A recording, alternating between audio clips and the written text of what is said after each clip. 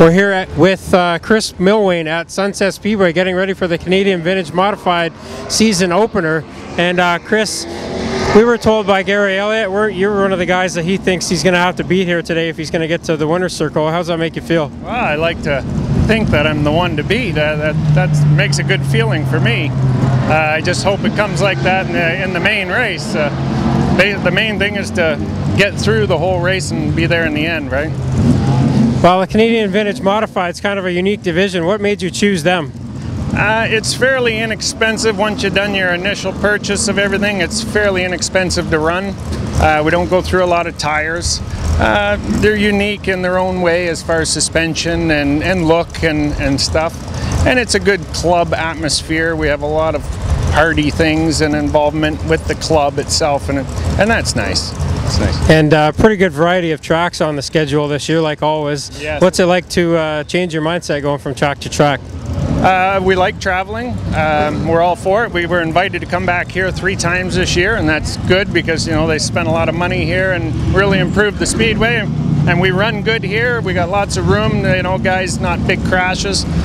And but we love traveling. Like, we like changing gears and trying a new Speedway. That's how you become a better racer. Well, a big season of racing ahead. What do you think it's got in store for you? It's early to tell, being opening night, but I hope we have a good, clean season, no major damage, and I hope I can make it out every week. I just built a new car. This is a 3-year-old car, and I got a brand new crate motor car because we just implemented that last year. So I built a complete brand new car, and I hope to have that out in maybe two races from now on our schedule and shake it down and try it out. Yeah, talk about the crate motor a little bit. You know, the Vintage Modifieds for years and years have used a straight 6, and those are getting pretty hard to put out on the track every week. Do you see the crate motor as the way it's going to go? On an expense thing, for me, even personally, it is a lot cheaper. You know, you hate to take it away from the guys that make their living building engines, because, you know, they make a living at it.